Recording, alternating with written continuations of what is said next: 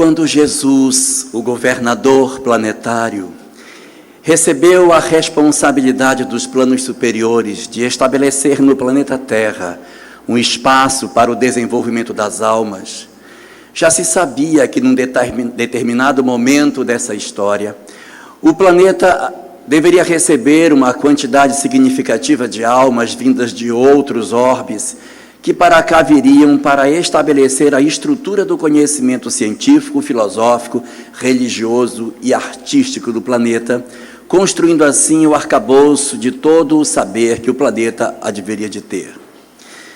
Nessa época, o nosso governador, Jesus, recebeu, portanto, grandes levas de espíritos que vinham para a Terra em função dos processos de transição planetária que estavam acontecendo em seus orbes, em outros lugares do universo. E as almas que para cá vinham eram almas de conhecimento intelectual bastante desenvolvido, mas com grandes dificuldades no campo moral. Foi exatamente a fragilidade no aspecto comportamental que trouxe esses espíritos tão inteligentes para que viessem encarnar na Terra nos albores da nossa civilização. Formaram eles aqui grandes povos que nós conhecemos nos livros de história e que nos encantamos com a grandiosidade dos seus conhecimentos e com a majestade da capacidade que eles tinham de construir obras, de realizar construções arquitetônicas e também os seus saberes, seus conhecimentos, sua forma de viver. Hoje, ainda observando algumas dessas civilizações antigas, nós nos surpreendemos por ver a grandiosidade do conhecimento que esses homens tinham, apesar de uma época tão antiga, tão remota em relação à atual. Mas para que esses espíritos que aqui encarnavam tivessem a oportunidade de se transformarem, de mudarem, porque era exatamente a mudança, a reforma íntima, a transformação moral, que capacitaria esses espíritos para que eles regressassem para o seio dos seus amores, para os seus planetas de origem, e ali então eles retornassem às suas relações afetivas. Era preciso que fosse oferecido para esses espíritos um conjunto de informações e de conhecimentos que dessem a eles a condição de eles se modificarem e de encontrarem novas formas de viver. E isso assim se deu. Ao longo da história da humanidade, diversas são as obras religiosas que existem e que elas são convergentes nos seus pensamentos, nas suas bases, exatamente porque promanam de uma mesma fonte, que é a lei divina. E foi assim que, desde o princípio da estruturação da civilização indiana, isso há 5.200 anos atrás, ou seja, 3.200 antes do nascimento de Jesus, nós tivemos na Terra o nascimento de um ser muito singular, chamado Krishna. A história de Krishna está narrada num dos maiores poemas que a humanidade possui, chamado Mahabharata. O Mahabharata é para a Índia aquilo que a Bíblia é para nós. Seria o texto religioso mais importante dentro daquela cultura hindu. E a história de Krishna, ela está contada num trecho do Mahabharata, o chamado Bhagavad Gita. É uma obra pequena, 18 capítulos, muito sintética, que trata a respeito da vida, da morte, da reencarnação, da imortalidade, do processo de iluminação interior e de uma série de conjuntos de princípios muito parecidos com aqueles que a doutrina espírita possui. Os conhecimentos do Mahabharata, e mais especificamente do Bhagavad Gita, eles são concentrados na história de Arjuna. Arjuna é um príncipe que está num campo de batalha, e na batalha ele enxerga os seus oponentes e seus aliados, e ele teme a batalha na hora em que ele percebe que seus oponentes são, na verdade, seus parentes, porque era um processo antigo de divisão de terras, e agora aqueles com quem ele guerreava no passado haviam sido seus parentes. E isso faz com que Arjuna se sinta muito desconfortável, e ele começa a conversar com o seu conselheiro, Krishna, perguntando para ele, e agora? Ele lutava ou não? E aí vai se transcorrer a história do Bhagavad Gita, que é uma discussão sobre a luta do homem contra os seus opositores. E tudo é uma grande parábola, porque os opositores são os defeitos, os meus aliados são as minhas virtudes, e eu estou no meio para lutar, no meio dessa guerra, que é uma guerra do crescimento do homem espiritualmente. Na leitura que o Bhagavad Gita nos oferece, é possível retirar 7 lições significativas de dentro dele. Lição número 1, fugir do papel de vítima, parar de se vitimizar e de fazer drama com tudo que acontece colocando a culpa nos outros. Essa é a regra número 1. Aprendizado número 2, todas as coisas vão passar, então, portanto, aceite a transitoriedade das coisas, não se apegue às coisas, porque tudo é transitório, nada lhe pertence e tudo vai passar. A única coisa que permanece é você, mas nem as pessoas que você acha que lhe pertencem, tudo passa, acostume-se a isso. Número 3, só o que é real é o que existe dentro da nossa mente. Se eu acredito que fulano é errado, ele vai ser errado. Se eu acho que fulano é certo, então aquilo vai ser certo. É a minha maneira de ler a vida que torna a vida real para dentro de mim. Não importa o que está lá fora, o mais importante é como eu leio as coisas, como é que eu traduzo dentro de mim a leitura que eu faço do mundo que está lá fora. Verdade número 4. Enquanto você não disciplinar o seu pensamento, você não poderá mudar. Porque é preciso doutrinar a mente para que os nossos pensamentos sejam bons, para que você consiga ter uma mudança de vida. Enquanto você não fizer isso, você não vai mudar, vai permanecer do mesmo jeito. É ilusória a ideia do homem de querer não agir no mal, porque a gente age depois que já pensou. Segundo o Bhagavad Gita, você tem que doutrinar o seu pensamento para que nem sequer você pense, para que não haja. Verdade número 5. Ninguém evolui sem esforço. Não pensemos nós que a evolução vai acontecer num modelo parecido com a música do Zeca Pagodinho. Deixa a vida me levar. Não vai. É preciso esforço, repetição, treino para que você consiga vencer as imperfeições. Verdade número 6. Você é o construtor da sua própria história. Ninguém constrói sua vida, como ninguém pode construir sua felicidade. Só você mesmo é que pode construir a sua própria história, a sua libertação espiritual. E a verdade número 7, muito próxima daquilo que o Espiritismo diz, assevera que a batalha, essa guerra, ela já está ganha, porque todos temos um encontro marcado com a felicidade. Ou seja, pode demorar, mas todos nós venceremos a batalha e nos tornaremos espíritos felizes.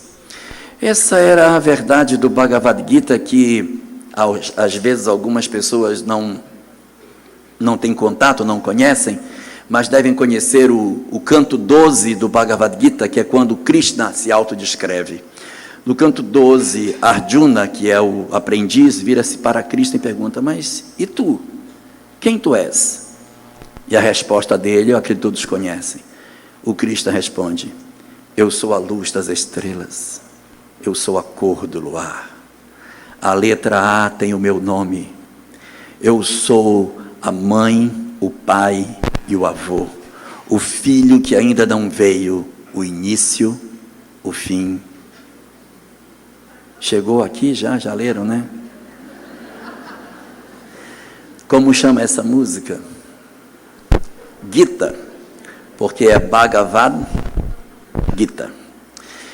Esses pensamentos, eles estavam contidos para que as pessoas pudessem fazer a sua mudança já naquela época, para que nós pudéssemos nos transformar e não perdêssemos a oportunidade da mudança. Era preciso ir para dentro e não para fora. Ali mesmo no Oriente, no 6º século antes do nascimento de Jesus, haveria um outro grande missionário que traria uma mensagem extraordinária, Siddhartha Gautama, conhecido como Buda. O Buda dizia que o caminho para a felicidade estava na capacidade que a gente tivesse de parar de desejar. porque o desejo vindo no pensamento impedia que nós alcançássemos a felicidade. Era preciso não desejar, era preciso disciplinar o pensar, para que nós então nos despojássemos de Maya, que é tudo de ruim que há em nós, e assim nós alcançássemos a iluminação. O Buda traria uma mensagem extremamente revolucionária que mudaria os conceitos do Nepal e depois se espalharia por todo o Oriente. Hoje, o budismo está disseminado em boa parte do Oriente, exatamente com os conceitos que dizem que o mais importante é a nossa mudança interior, é a busca do eu profundo, do nosso autoconhecimento, do mergulho no interior do meu eu, para que eu me conheça, para que eu saiba quem eu sou, conheça quais são as minhas tendências, analise a minha forma de viver e de pensar, e a partir disso, iniciar um processo de transformação. A mensagem havia chegado também naquela região do Nepal. Mas para o Ocidente, um pouquinho, na região ali da Palestina, nós encontramos alguns conhecimentos muito interessantes, que são os conhecimentos da Cabala. A Cabala judaica, que é muito antiga, ela possui uma série de conceitos extremamente interessantes, e entre eles um que é um veio central da discussão da Cabala, Eitz Haim, a árvore da vida, que estabelece um caminho de autoconhecimento através de 10 instâncias, chamadas Sefirot, em que você vai subindo por essa escada sinuosa até alcançar o ponto mais alto dessa caminhada, passando por 10 etapas diferentes de autoconhecimento, de mudança, de transformação íntima. Cabala está baseada na ideia da imortalidade, da reencarnação, da existência de um Deus único, da existência da comunicabilidade dos espíritos com os homens. E essa estrutura, muito semelhante ao pensamento que a doutrina espírita esposa, traria esses conceitos espirituais naquela época para esses homens.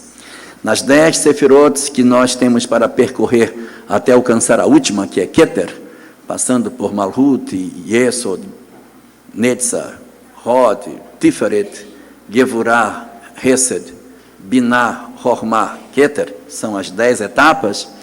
A primeira delas chama-se Malhut, que significa reino em hebraico. Você, para poder entrar no caminho de autoaperfeiçoamento, precisaria entrar em Malhut.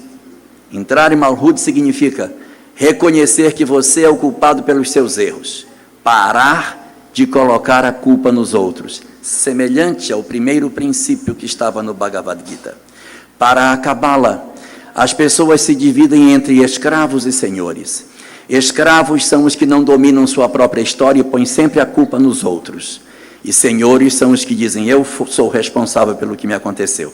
A responsabilidade é minha e sou eu que sou o responsável pelo que me acontece. Quando eu alcanço esse nível de consciência, eu começo a entrar na árvore da vida que a Cabala possui. Eu piso no primeiro ponto para o meu fenômeno de amadurecimento, quando eu revejo os meus pensamentos, quando eu refaço os meus conceitos de vida, aí eu estou preparado. Então, o primeiro ponto para entrar Malhut, ou seja, o reino, é acontecido exatamente quando você descobre, eu estou errado, eu erro, eu faço coisa errada, eu sou o culpado, não são os outros. Eu paro de culpar as pessoas e reconheço a minha responsabilidade direta diante da minha vida. Esse é o pensamento que a Cabala apresentava, mas esse mesmo ideal, ele se apresenta em outras obras também. Existia uma obra no Antigo Egito que foi escrita, primeiro ela era tradição oral e depois ela foi compilada e se tornou um livreto de orações. Nós conhecemos esse livro com o nome de O Livro dos Mortos, mas esse não era o nome dessa obra àquela época. Essa obra àquela época era chamada de O Caminho para a Luz, ou A Saída para a Luz. porque eles entendiam que a alma, quando desencarnava, ela precisava encontrar a luz para seguir, e nesse livreto estavam as orientações para encontrar o caminho para a luz. E por que se chamava o livro dos mortos, se é tão diferente?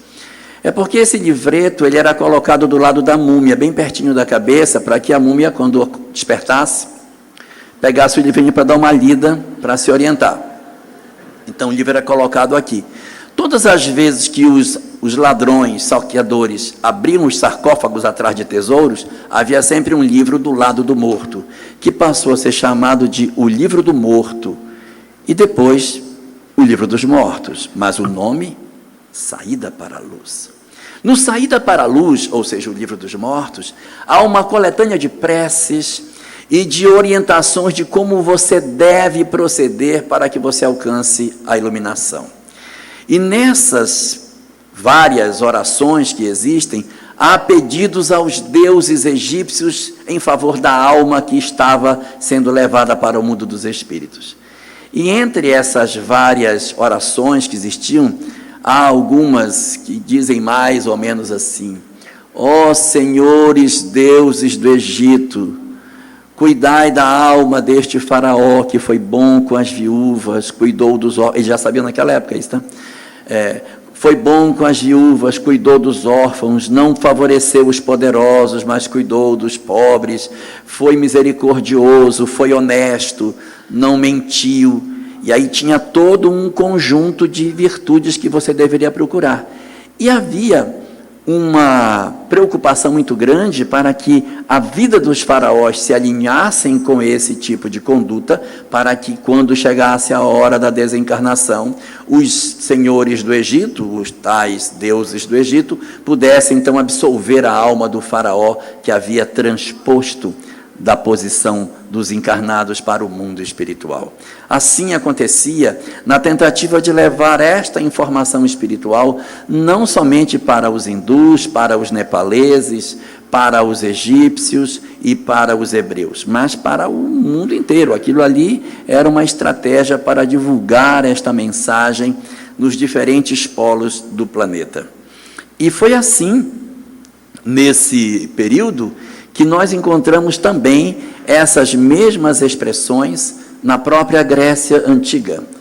Havia no oráculo de Delfos uma inscrição no topo do oráculo que dizia: conhece a ti mesmo. Procura conhecer o teu interior, mergulha na tua intimidade, conhece-te, vai para dentro do teu eu, conhece quem tu és, porque não existe outro caminho para a iluminação que não seja o de nós conhecermos o nosso próprio eu, analisarmos como nós somos e realizarmos um processo de mudança interior. Todas as demais estratégias, elas não são favoráveis. Mas o que foi que aconteceu conosco? Todas, ao invés de nós irmos para dentro, nós fomos para fora. Todas. Nós pegamos a mensagem de Krishna e, ao invés de nos transformarmos por dentro, criamos movimentos religiosos que vão para fora e não vão para dentro.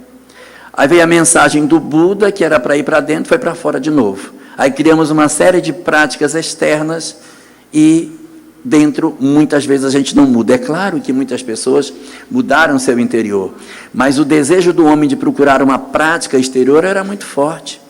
Muito forte. Então, isso aconteceu no judaísmo, que tinha a cabala como orientação, mas seguia as regras de forma e esquecia os conhecimentos espirituais que possuíam. E isso acontecia no Egito Antigo, quando possuíam tantos saberes sobre o mundo espiritual e ficavam na periferia de todas essas coisas, sem fazer a mudança interior que deveriam fazer. Mas muitos aproveitaram. Muitas almas aproveitaram essa oportunidade e realizaram a transformação mínima suficiente para retornarem aos seus mundos de origem.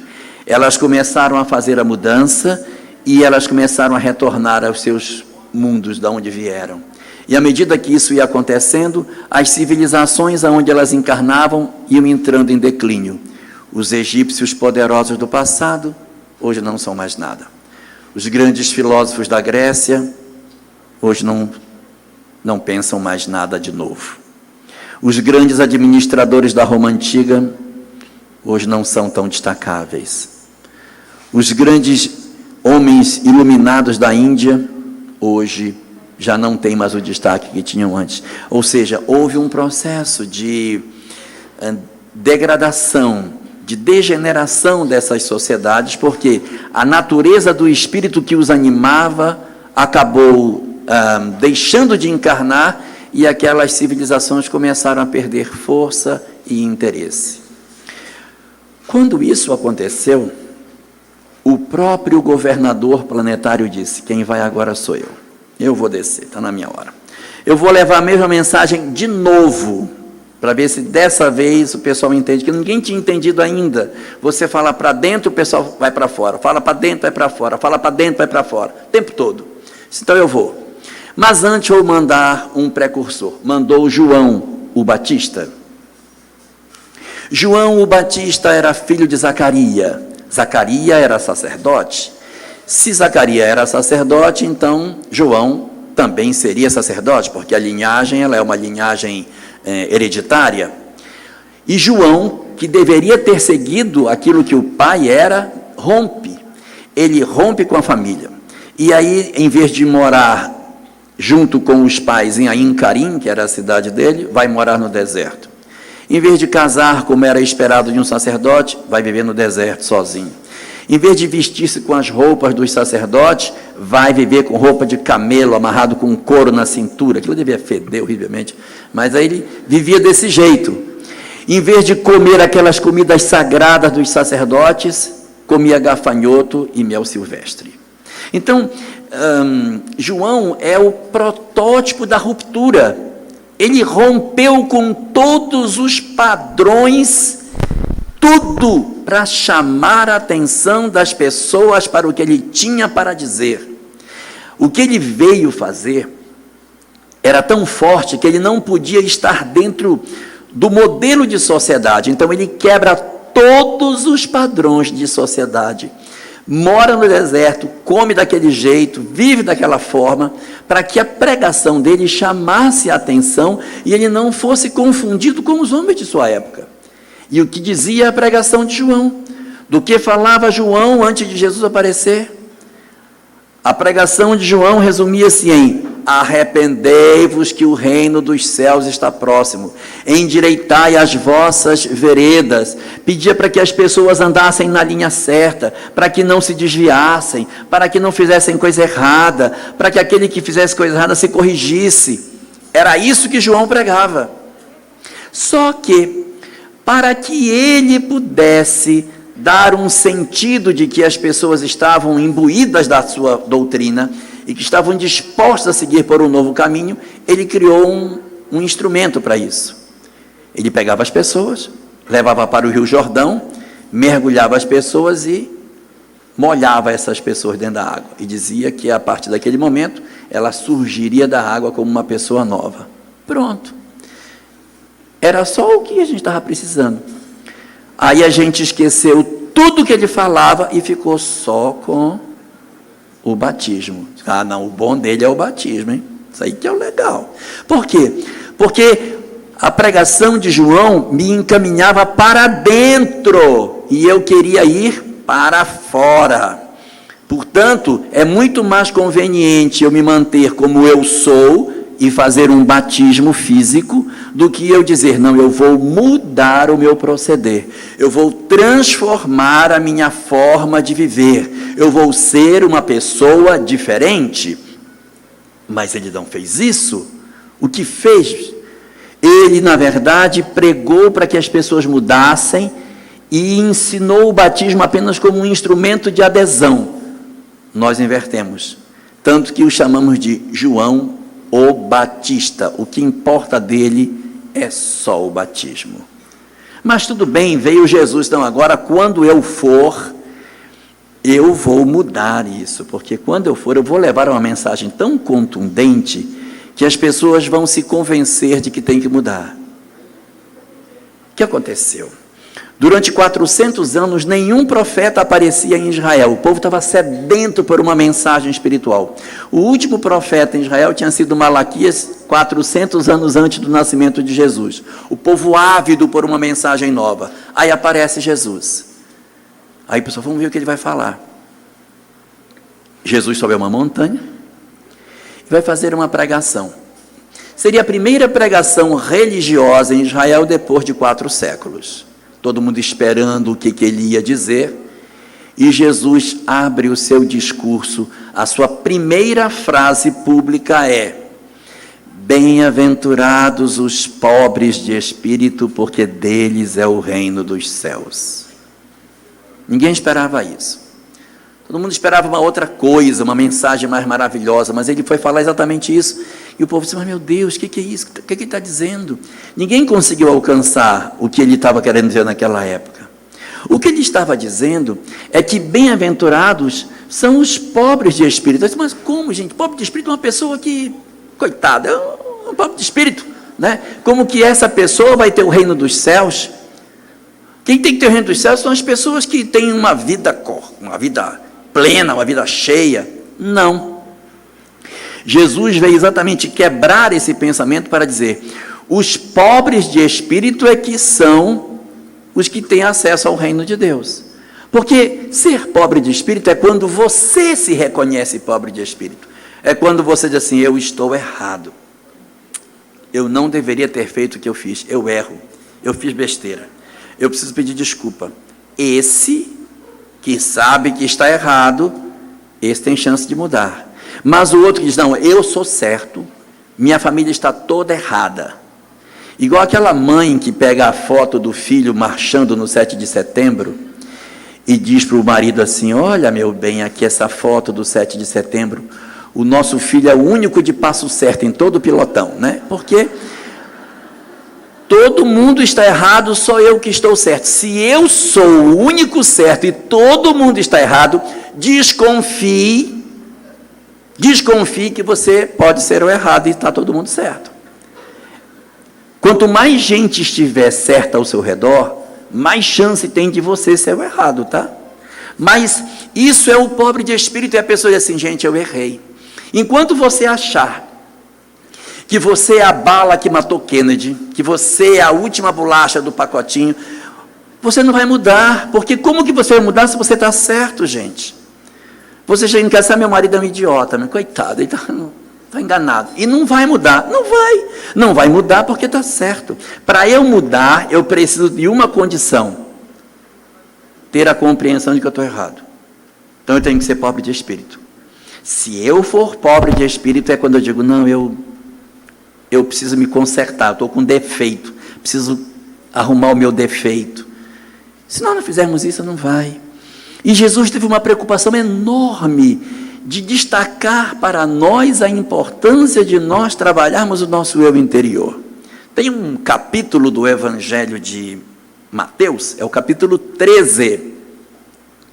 Nesse capítulo, Jesus conta 7 parábolas, uma atrás da outra. E ele conta uma parábola assim: e propôs-lhe outra parábola, e vem outra. Propôs-lhes outra parábola, e vem uma atrás da outra, 7. São chamadas as 7 parábolas do reino. Nessas 7 parábolas, ele está falando sobre o reino de Deus. E ele começa sempre assim: o reino dos céus é semelhante a... E toma a parábola. Aí vem a outra: o reino dos céus é semelhante a... Tome parábola. Uma atrás da outra, 7. Aí vem a parábola do semeador, a parábola do joio e do trigo. Depois vem a parábola a parábola do tesouro escondido, a parábola da pérola de grande valor, a parábola do fermento. Vem a parábola das redes, que ele tira as redes do mar. Então são 7 parábolas ao todo que ele vai citar aí. E há uma curiosidade, é que todas essas parábolas, elas convergem para o mesmo ponto. A parábola do semeador, botaram a semente na terra. A parábola do joio e do trigo, botaram a semente na terra. A parábola do fermento, botaram o fermento na massa. A parábola do tesouro escondido, o tesouro estava dentro do campo. A parábola da pérola de grande valor estava dentro da ostra. A parábola da rede, os peixes estavam dentro do mar. Em todas as parábolas, ele quer falar que o que ele está tratando está dentro de alguma coisa. Em outras palavras, o reino dos céus está dentro. Mas ninguém entendeu. Mesmo ele dizendo que estava dentro, as pessoas foram para fora. A gente não consegue entender, mesmo o governador planetário vindo, nós não conseguimos entender que a mensagem é para dentro e não é para fora, que o objetivo é a mudança interior. Nós não conseguimos entender isso. Nós somos tão complicados, mas tão complicados, que nós pegamos a mensagem de Jesus e dissemos: olha, essa mensagem é muito boa. Então, como ela é muito boa, nós vamos adorar o mensageiro. E nós passamos a adorar o mensageiro ao invés de viver a mensagem. Se perguntasse, o que diz a mensagem? A mensagem eu não sei, só sei que o mensageiro tem que ser adorado. Do que ele falava? Não faço a menor ideia, mas tem que adorar o mensageiro. E se você não adorar o mensageiro, eu mato você. Nós passamos a matar pessoas em nome do Cristo. É uma coisa completamente louca, porque em nome do amor eu te mato, né? Quer dizer, é totalmente insano, mas nós não conseguimos entender. Ao invés de vivermos a mensagem dele, nós colocamos esse mensageiro Jesus no altar, divinizamos a sua imagem, mas esquecemos de viver o que ele falava. O mais importante era não cultuá-lo, mas viver o que ele estava dizendo. Falar sobre o amor, perdão, era tratar as questões daquilo que ele apresentava como verdade, ao invés de nós nos abraçarmos com tantas loucuras que o mundo nos apresenta. Nós, então, mais uma vez, ao invés de irmos para dentro, fomos para fora. O próprio islamismo, ele possui um pensamento muito interessante. Todos os homens adultos que tiverem condições devem fazer uma viagem a Meca, pelo menos uma vez na vida. Isso está como um dos mandamentos no Alcorão. Mas qual o objetivo de você ir a Meca?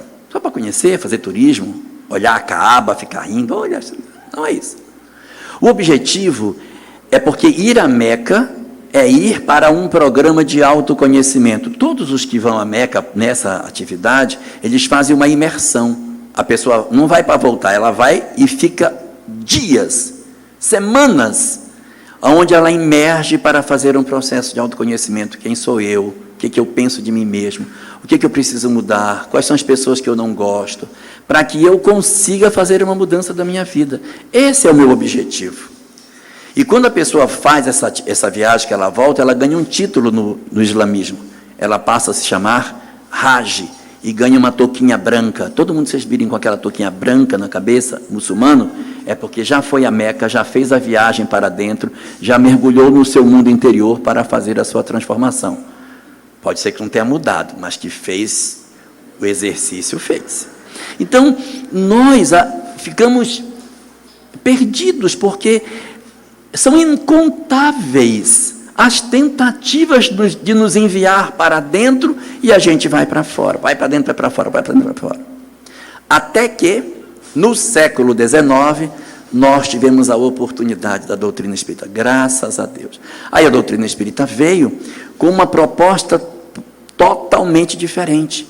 Porque essas outras doutrinas todas, elas são doutrinas herdadas, elas foram nos entregues prontas. O mensageiro chegou e disse: olha, a doutrina é essa aqui. Então, Buda, Krishna, Sócrates, Confúcio, Lao Tse, Hermes Trismegisto, quem mais você quiser lembrar, todos tiveram a doutrina pronta e disseram: tá aqui, a doutrina é essa aqui. E aí você segue essa doutrina. A doutrina espírita não foi assim. Allan Kardec não foi nenhum iluminado e disse: olha, gente, recebi a doutrina, vou colocar no livro. Não é assim. Ele foi juntando como num quebra-cabeça, peça por peça, ajuntando cada pedacinho para poder chegar a uma lógica do entendimento. Cada pedaço encaixando, olha, esse aqui, encaixa aqui e tal, para compor um corpo de doutrina que parecia lógico. E o mais surpreendente é que quando esse corpo de doutrina ficou concluído, em que pese Kardec não ter se baseado em nenhuma ideia preconcebida, as suas verdades básicas são muito semelhantes às verdades básicas das doutrinas antigas. É claro que o método é diferente. Hoje a doutrina tem uma condição muito mais abrangente de interpretação e de análise de fenômenos, porque naquela época do Bhagavad Gita não tinha a ciência que tem hoje para a gente poder interpretar, perguntar o que é que o Bhagavad Gita fala sobre clonagem. Não tem nada sobre clonagem lá, porque não tem. Então você tem condição de fazer um aprofundamento muito mais interessante dentro da doutrina espírita. Mas quando a doutrina espírita surgiu, os vários pesquisadores que compuseram a base do pensamento espírita, e aí posso citar aqui Ernesto Bossano, Gustave Geley, Camille Flammarion, Gabriel Delany, Alexander Aksakov e tantos outros, enxergaram na doutrina espírita apenas um fenômeno mediúnico, um aspecto científico. Apenas 2 enxergaram consequências morais naqueles fenômenos. Um foi Allan Kardec e o outro foi Leon Denis. Allan Kardec teve a grandiosidade de enxergar aquilo e dizer, mas isso é muito interessante. Se é verdade que as almas dos homens maus estão assim, então é porque ser mau não é bom. Então, o que foi que você fez para estar desse jeito? Agora, pega a alma dos que foram bons. Como é que eles estão? Estão bons? Então, é sinal de que ser bom é bom. E aí começa a construir um código de conduta a partir daí.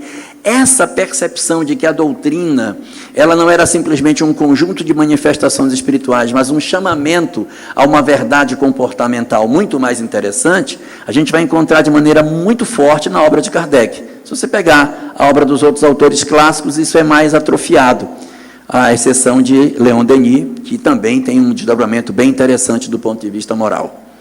Então, quando Kardec constrói a doutrina, ele descobre que o grande eixo dela não era simplesmente falar que existia vida após a morte, que o grande objetivo da mensagem espírita era a transformação moral do homem, a reforma íntima. Então, a transformação moral é o cerne de tudo aquilo que o Espiritismo traz. Nós, às vezes, nos iludimos achando que o Espiritismo existe para nos ensinar que existe reencarnação, lei de causa e efeito, imortalidade da alma, pluralidade dos mundos. Não. Isso são ferramentas para nos convencer a mudar. Esses princípios doutrinários existem para que a gente se convença que temos que ser diferentes. É para que eu me convença disso. Vou dar um exemplo. A pessoa lê o Evangelho e está lá escrito: amai os vossos inimigos. Isso eu não vou amar isso aqui, não. Essa parte aqui eu vou pular, porque isso aqui é muito difícil. Ou então, amai o próximo. Isso aqui eu vou dar para eu fazer. Eu vou amar o próximo, dá, que eu vou amar só o próximo. Esse aqui eu não sou. O próximo, esse aqui eu não quero ainda, só o que vier depois. Então, a gente tem dificuldade de amar. Não, mas eu não posso perdoar fulano. Não, eu tenho tanto ódio de fulano, tanto ódio, eu não consigo perdoar, eu tenho ódio demais. E as pessoas dizem, não, a palavra de Jesus não me convence. O que diz a doutrina espírita? Diz, não, você tem que amar o seu inimigo. Mas eu não quero, tudo bem. Não quero, está ótimo. Mas lembre-se, odiar é marcar encontro. Então, se você quer reencontrar com seu desafeto, odeie bastante. Porque você aí vai ter a chance de encontrar com ele amanhã. Se não, então eu não quero. Então mude. Perdoe para desatar o laço. Mas se eu perdoar, bonito, ele faz, eu perdoo e ele vai no bem bom. Não, porque segundo a lei de causa e efeito, o mal está dentro de nós. O mal não está na minha relação com o outro. Eu carrego o mal dentro de mim. Quando eu perdoo alguém, eu apenas me retiro do circuito sem a necessidade de reencontrar com ele. Mas ele carrega dentro de si as responsabilidades que lhe são próprias. Não é o meu perdão que isenta de culpa o outro. O meu perdão reduz significativamente a chance do reencontro. Você quer reencontrar com seu desafeto? Não. Então perdoe. Tire ele do coração, porque você, pensando no seu desafeto, você fica com a sua mente imantada na dele. Quando chega na hora da reencarnação, a chance de se reencontrar é mais alta. Então solta. Você não quer reencontrar? Solta o pobrezinho, solta ele para lá. Porque se você ficar agarrado na pessoa que você odeia, você está marcando encontro para a próxima existência. E sem querer assustar ninguém, quando a gente odeia alguém, nós temos uma grande chance de renascer numa família junto com essa pessoa. E quando a gente odeia um grupo social, a gente renasce dentro desse grupo social que a gente odeia. Eu confundi vocês? É assim, ó. Quem tem ódio do Avaí, torça pelo time pelo menos uma vez no ano, para não nascer lá. Então é assim, se você odiar uma coisa, você tem uma tendência muito grande de nascer dentro daquilo. Então não odeie, odeie pouquinho, né? Odeia muito. Por quê? Porque se você tiver uma vida de ódio a alguma coisa, você está se comprometendo a renascer no meio deles. Se odiar alguém, vai nascer junto com essa pessoa em algum lugar, né? Imagine que você odeia corintianos e odeia um corintiano em particular, vai nascer irmão dele dentro de uma família corintiana. Esse é um espetáculo. Então, resultado, a doutrina espírita traz instrumentos para que a gente consiga fazer a mudança. E essa mudança não é para fora, é para dentro. E o que foi que o movimento espírita fez? O movimento espírita, mesmo sabendo que o objetivo da doutrina espírita é a transformação moral, se agarrou numa outra frase de Kardec para não fazer a transformação moral. Disse: fora da caridade não há salvação. Então nós passamos a fazer um monte de coisa para fora para não fazer para dentro. Então a gente trabalha para fora, faz panelão, faz sopa, faz agasalho, faz não sei o quê, mas tudo com ódio. Está costurando, está fazendo enxoval dentro da casa espírita. E na hora que está costurando, está com a outra falando: a antipática não veio hoje. Quer dizer, não faz o menor sentido, porque o trabalho não é para fora, o trabalho é para dentro. O trabalho não é para fora. Agora, é claro que se você se transforma, você faz. Nós não estamos sendo chamados para fazer, nós estamos sendo chamados para sentir. Só que quem sente faz. Agora eu posso fazer sem sentir. Eu não estou dizendo para ninguém parar de fazer as coisas. Eu estou dizendo para que a gente sinta para fazer com prazer. E esse fazer não significa necessariamente que a gente esteja fazendo uma convocação para um engajamento extraordinário em que nós nos tornemos baluartes da transformação moral. Não precisa isso. A mudança que nós temos para fazer é bem mais perto de nós. Nós, às vezes, não nos damos conta de que é nosso espaço familiar que estão os nossos maiores desafios e os nossos maiores chamamentos para a mudança. Porque, às vezes, é muito fácil você viver numa família assim: olha, minha família ninguém me entende, então eu vou para a rua, eu faço isso, faço aquilo, mas em casa eu sou de mal com todo mundo, mas eu acho que eu estou ótimo.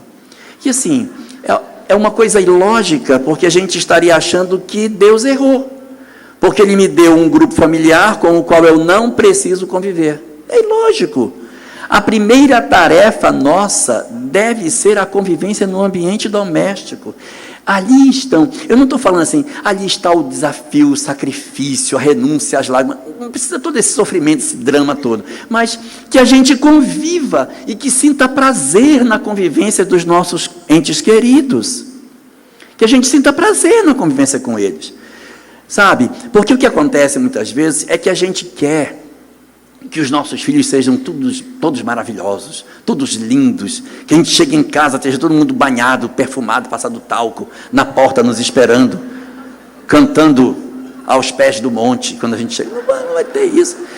Que o marido seja aquela coisa maravilhosa, que quando a gente apareça na esquina, ele já venha jogando pétala de rosa até dentro. Não vai acontecer, não vai acontecer. Mas a gente precisa aprender a conviver com as pessoas que são difíceis, são diferentes. É esse o desafio. é eu conseguir fazer uma releitura das coisas. É eu conseguir fazer essa releitura. Veja, não é da gente dizer assim, e agora eu tenho que fazer isso, porque, meu Deus, é um sofrimento, uma dor no meu coração. Não é isso. Mas é nós entendermos o que a doutrina espírita fala, para que a gente mude. O objetivo é mudar. A gente vem desde lá do Krishna, lutando, se esbagaçando tudo, e não muda. Não tem mais, não existe mais o que dizer. Não existe. Então eu quero que os espíritos venham e digam, já disseram. Não tem mais. Nós não podemos esperar por nenhuma outra informação que seja mais clara do que essa. É para ir para dentro, não é para ir para fora. Então, com relação à nossa família, é a gente pegar o conhecimento espírita que tem e a gente olhar as pessoas que fazem parte do nosso grupo familiar, e não é para dizer isso para a pessoa, mas é para você pensar dentro do seu coraçãozinho de verdade. Não é para falar de boca para fora, de verdade, olhar para a pessoa e dizer, em vez de olhar, porque a gente gosta muito de olhar para a filha e dizer, meu Deus, isso é uma cruz que eu carrego, meu Deus do céu. Sogra então, coitada, assim, oh meu Deus, por que não vai de uma vez, né? Ao invés da gente fazer isso, você olha para a pessoa e tomando o conhecimento espírita que você tem, você olha e diz, você é a minha grande oportunidade de crescer. Mas não é para dizer assim, porque você é uma cruz, não é esse sentido, mas é porque se eu conseguir conviver com você e retirar as lições que eu preciso, que coisa maravilhosa, que coisa ótima se eu conseguir fazer isso. Então a gente precisa aprender a conviver com as pessoas, com as dificuldades que ela tem, aprender a conviver com o que é difícil, aprender a conviver com o que é imperfeito. Meu filho é drogado, mas é o filho que eu tenho. A minha mãe é problemática, mas é a mãe que eu tenho. E daí, gente, nós temos que acabar com essa história de que família de espírito é família de propaganda de margarina. Não é propaganda de margarina. Fica todo mundo rindo, sabe? Tomando café da manhã. Não é. Tem defeito, tem problema, um tem vício, um é problemático, o outro é perturbado. Mas e daí? É a nossa família real, isso é a nossa realidade. Você vai querer fugir da realidade que você tem? Você vai querer mentir da realidade que é a sua? Não faz o menor sentido nós criarmos uma ilusão. Nós estaremos mentindo para nós mesmos e deixando de aproveitar a oportunidade da mudança. Sabe, existe na literatura espírita uma mensagem até pouco conhecida, está na Revista Espírita, de 1865, mês de agosto, página 340 no livro da FEB. Procurem lá, chama-se A Chave do Céu. Nessa mensagem, Lacordaire, que é quem assina a mensagem, ele faz uma escada de como deve ser a caridade dentro de casa. Ele diz o seguinte, você tem que fazer caridade. Então, qual é a escala? Quem eu tenho que atender primeiro? Quais são as primeiras pessoas que tenho que atender? Ele diz, número 1, cônjuges e filhos. Esses devem ter a nossa primeira atenção. Então, marido, esposa, filhos, são as primeiras pessoas que você tem que cuidar. Não pode desistir daqueles que Deus nos deu para que fossem nossos. Todo tipo de parente que não pode ser ex, a gente nunca desiste. Não tem ex-pai, não tem ex-mãe, não tem ex-filho. A gente não desiste dessas pessoas. Por mais que elas sejam difíceis, não desista. Se ficou difícil demais, bota ele para morar no outro canto e você apoia ele no outro canto, mas não larga a pessoa. Não abandone as pessoas. Porque o livro Evangelho segundo o Espiritismo diz que quando você abandona alguém, porque a pessoa é ingrata, você desacelera a evolução dela, porque ela chega no mundo espiritual e diz, eu dei errado porque me abandonaram. Mas quando você não abandona, mesmo que o cara seja um cara difícil, quando ele chega lá e sente tanto remorso pelo bem que ele recebeu e o mal que ele devolveu, que isso estimula com que ele avance. Então, você não desistir do outro é muito importante para que ele não tropece e não pare de caminhar. Porque quando a gente desiste do outro, na verdade está desistindo de nós mesmos, da nossa própria história. Então, o primeiro degrau é cônjuges e filhos. Esses são os primeiros que a gente tem que cuidar. se esforçar, amá-los, entendê-los. Degrau número 2, diz o texto, os autores dos vossos dias. Quem são os autores dos nossos dias? Pai e mãe. E por que não põe pai e mãe, que era mais curtinho? Porque vai escrever autores dos vossos dias. Porque você pode ter sido criado por uma tia, por uma avó, por uma madrinha, por um padrinho. Então é esses, os que te cuidaram, te alimentaram, te protegeram nos primeiros dias. Você deve a eles a sua gratidão. Tem que cuidar de pai e de mãe. Hoje nós estamos com o envelhecimento acelerado da nossa população. Não vai ser pouco usual nos nossos lares nós termos que conviver com pessoas sequeladas com a idade. Lidarmos com idosos com Alzheimer, idosos com AVC, idosos que têm dificuldade de locomoção, idosos com dificuldade de visão. Isso vai ser comum. Então nós temos que nos preparar para isso e acolher, gente, sem inventar tanta história diferente. O espiritismo é simples, é você entender a que propósito você veio, é esse que é o grande objetivo. Então, o segundo degrau, mãe e pai, os autores dos vossos dias. Degrau número 3, irmãos consanguíneos, que a gente acha que perde o vínculo depois que casa. Errado. Diz a mensagem que nós continuamos tendo que ter preocupação com essas pessoas. Degrau número 4, os amigos do coração.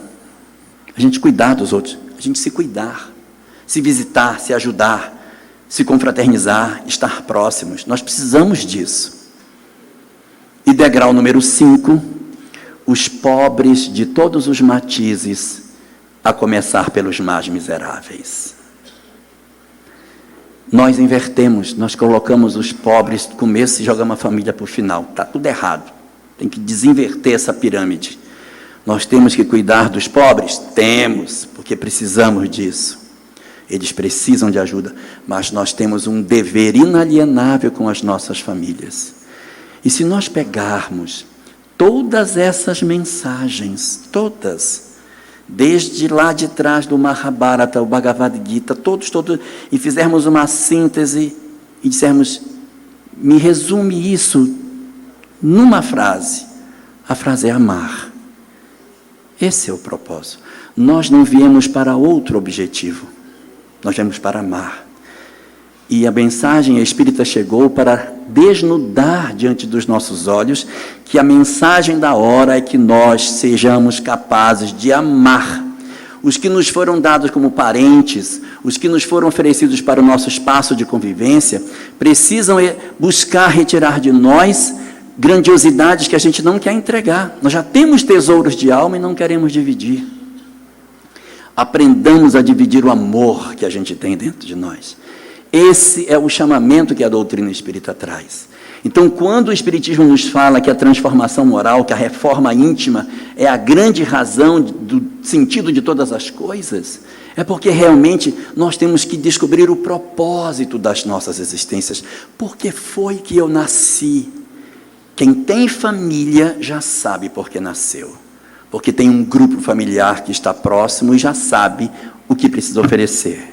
A doutrina espírita vem exatamente para isso. E quem não tem família, tem pessoas em seu redor que também não têm. Então, junte com esses que não têm e construa uma nova família, já que você não possui.